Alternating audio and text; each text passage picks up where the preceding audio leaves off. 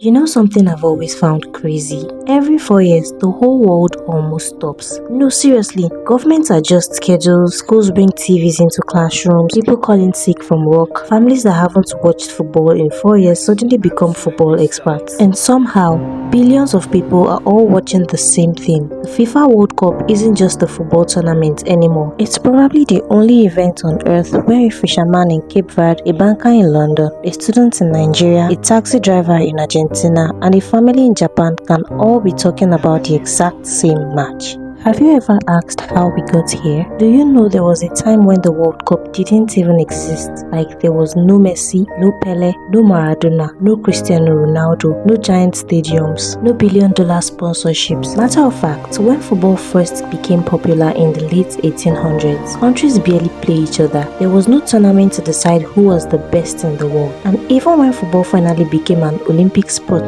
there was still one huge problem. The Olympics wasn't really made for professional footballers. That meant many of the world's best players never got the chance to compete on the biggest stage. Then one man looked at the situation and said something that would change football forever. His name was Zorime, and he had an idea that sounded almost impossible. He was thinking that what if countries from every corner of the world came together just to play football? Today that sounds normal, but back then it sounded completely crazy. Imagine trying to convince countries to travel across oceans in the 1920s. There were no commercial flights like today. There were no internet, no WhatsApp, no live TV. Ships were the main way to travel. Some journeys took weeks. People genuinely wondered, who is going to travel all that way just to kick a football? But Rime refused to give up. Little did anyone know his dream would become the biggest sporting event on earth. A tournament watched by billions. A tournament capable of stopping wars, creating legends, breaking hearts, uniting nations, and changing lives forever. So how exactly did one man's impossible dream become the FIFA World Cup we know today?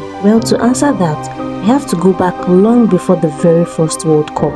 This story actually begins in England. If you want more videos that explain the stories behind the world's biggest event, don't forget to subscribe and let me know in the comments which historical event we should uncover next.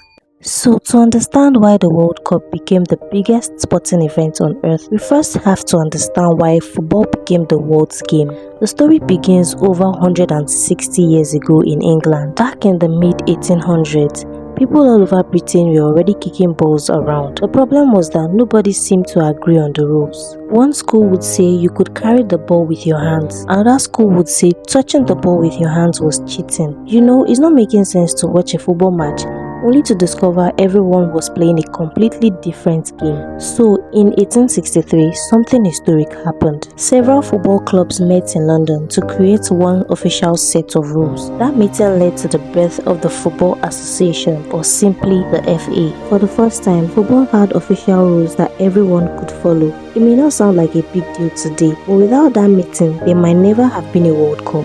As the British Empire expanded across the world, football traveled with it. British sailors played it in ports, engineers played it while building railways, workers introduced it in factories, students carried it to schools. Within a few decades, countries across Europe, South America, Africa, and Asia had all fallen in love with the same game. But there was one problem. Countries love football, yet they rarely got the chance to play against one another. International matches were extremely rare at the time now, and when they did happen, they were usually just friendly matches. So it doesn't include a trophy and no world champion. Then came the Olympics. Football first appeared at the Olympic Games in 1900 in Paris. At first, people thought that this would become football's biggest competition, but it didn't take long for problems to appear. The Olympics only allowed amateur players. That meant many of the world's biggest stars couldn't play. Imagine organizing the biggest football tournament but telling the best players in the world to stay at home. It didn't make any sense. Fans wanted to see the very best. Players wanted to compete against the strongest opponents. Football deserved something bigger, you know. Unlike many people, Urime wasn't just thinking about football. He believed football could bring countries together. Remember that this was a time when Europe had experienced terrible conflict. Many nations didn't trust one another. But Urime believed that if countries could compete on the football pitch instead of on the battlefield, maybe sports could help unite people. It sounded like a dream, a beautiful beautiful dream, but also an almost impossible one, because convincing countries from different continents to travel thousands of kilometers just to play football in the 1920s was far from easy. Many people laughed at the idea. Some even believed it would never happen, but Ureme had already made up his mind. He wasn't trying to organize another football tournament. He wanted to create something the world had never seen before, a competition where every nation could dream of becoming world champions, and in just a few years, that impossible dream would become reality. But there was one country brave enough to host the very first World Cup, and its choice surprised almost everyone. So Uruguay hosted the first World Cup. When FIFA announced this decision in 1929, many Europeans were confused. The thing is, Uruguay was actually one of the strongest football nations on earth at the time. It had won Olympic gold medals in 1924 and 1928, and in 1930, the country was celebrating 100 years of independence. The government promised to build a huge stadium and pay many of the expenses for visiting teams. For FIFA, it sounded perfect, but not so much for the European teams. Remember that this was 1930, so traveling from Europe to South America wasn't a quick flight. It was a long journey by ship across the Atlantic Ocean. So in the end, only 4 European teams made the trip. They were France, Belgium, Romania and Yugoslavia. Can you see that the first World Cup in history almost happened without most of Europe? One of the famous stories is about the French team. Their ship carried both the players and Ureme himself, including the original World Cup trophy. So those countries used weeks at sea, heading towards a tournament that had never been held before and hoping the team wouldn't fail. The very first World Cup match was held on 13 July 1930. It was France vs Mexico. A French player named Lucien Laurent scored the first World Cup goal ever. At that moment, nobody knew they were watching the beginning of a global obsession. The tournament had only 13 teams. Compare that to today, where the World Cup is expanding to 48 teams. The games were played in Uruguay's capital, Montevideo, and the biggest stadium was the newly built Estadio Centenario. When the final arrived, the atmosphere was unbelievable. It was Uruguay vs Argentina. These two countries are both neighbors and football powers. Uruguay won 4-2. The crowd erupted and players celebrated wildly. Ureme finally saw his impossible dream come true. For the first time in history, a nation had been crowned world champion. You should know that the tournament wasn't immediately the giant event we know today. Some countries still didn't take it seriously. Travel was difficult, money was tight, and many people wondered whether there would even be a second World Cup. So the first World Cup had finally happened. Ureme's dream was alive, but then the world itself started falling apart. In 1929, the Great Depression spread across the globe. I talked about this in some of my past videos if you've always been with me. Countries were struggling then. At that point, football was the last thing on many governments' mind. Even so, FIFA managed to organize another World Cup in 1934. This time, it was hosted by Italy, and unlike the first tournament, countries were now competing to qualify. That alone showed something important. People were beginning to realize that the World Cup was becoming something special. Italy went on to win the tournament. 4 years later, in 1938, France hosted the World Cup and Italy won again. Everything seemed to be moving in the right direction. Then everything changed on 1st September 1939 when Germany invaded Poland. Just 2 days later, Britain and France declared war. This is the Second World War. Suddenly, football didn't matter anymore. Players became soldiers. Stadiums became military bases. Some football grounds were used to store equipment. Others were damaged by bombings. Across Europe, families were simply trying to survive. Because of the war, the 1942 World Cup was cancelled. Then,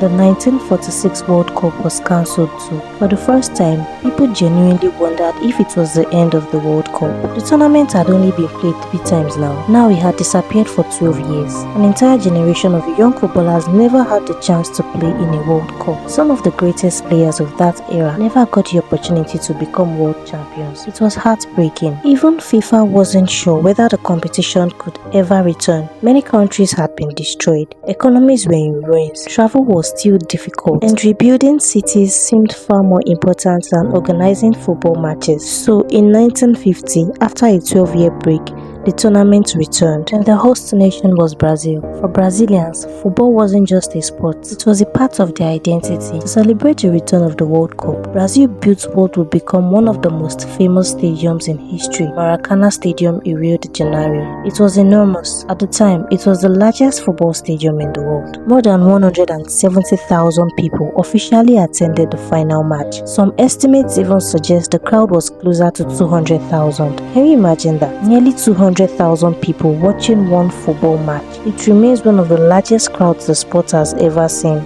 Brazil only needed a draw against Uruguay to become world champions. The entire country was already celebrating. Newspapers had prepared headlines declaring Brazil the champions. People wore white shirts, confident that victory was certain. But football has a way of creating stories nobody expects. Against all odds, Uruguay won 2-1. When the final whistle blew, the Maracanã fell silent. The defeat became known as the Maracanazo. Many Brazilians still describe it as one of the most painful moments in their sporting history. Ironically, that heartbreaking match proved something even bigger. The World Cup had become more than a tournament. People laughed because of it. People cried because of it. Entire nations experienced joy and heartbreak together. And from that moment on, the World Cup wasn't just surviving anymore. It was becoming part of the world's culture. But it still wasn't the biggest sporting event on earth. That transformation would happen because of three things: TV, legendary players, and unforgettable moments.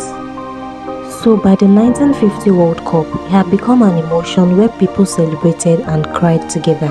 And countries began to realize that winning the World Cup meant far more than lifting a trophy.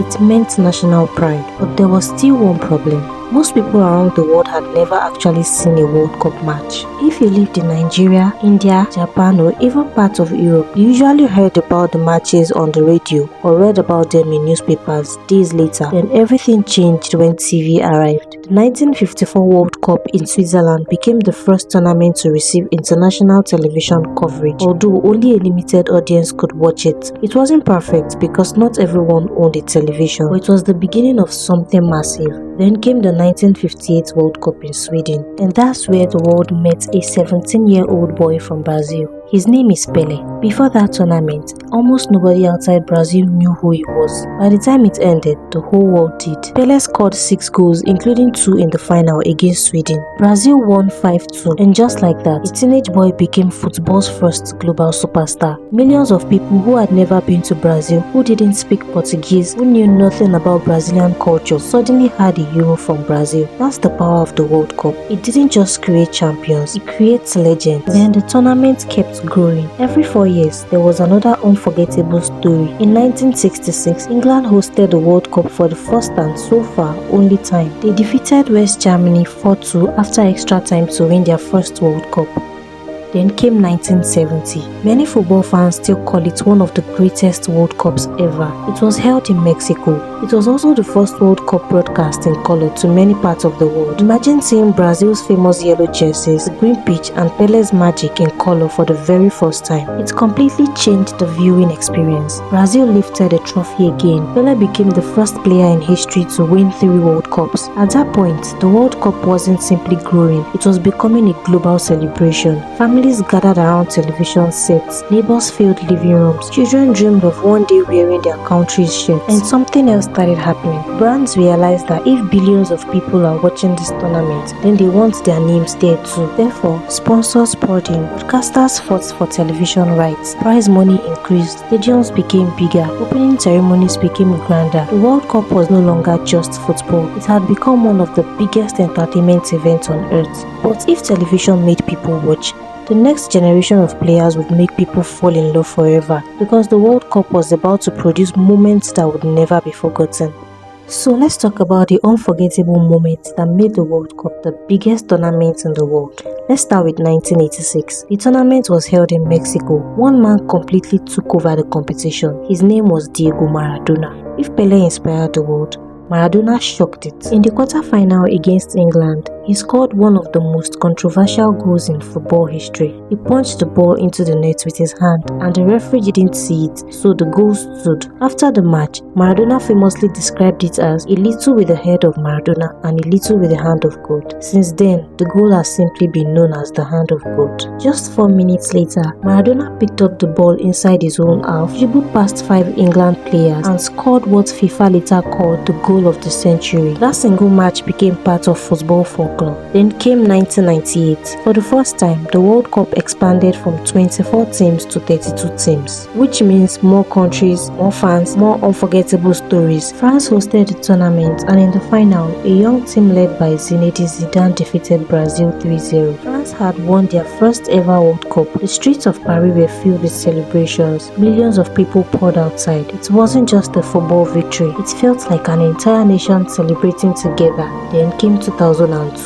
For the first time ever, the World Cup was held in Asia. It was hosted jointly by Japan and South Korea. Many people doubted whether the tournament would be successful. It actually became one of the most memorable World Cups ever. Brazil won again. A man named Ronaldo Nazario, after recovering from one of the most devastating injuries of his career, scored 8 goals, including both goals in the final against Germany. It was one of football's greatest comeback stories. Then, in 2010, history was made again. For the first time, the World Cup came to Africa. South Africa became the first African nation to host the tournament. Do you remember the sound? The vuvuzelas. Whether people loved them or hated them, nobody forgot them. The whole tournament had a unique atmosphere. Spain lifted the trophy for the very first time, and millions of Africans felt proud because the biggest sporting event on earth had finally arrived on their continent. Then came 2014, hosted by Brazil, and football witnessed something almost nobody believed was possible. Brazil, playing at home, lost 7-1 to Germany in the semi-final. 7-1. Even today, people still struggle to believe that scoreline. The entire football world was stunned.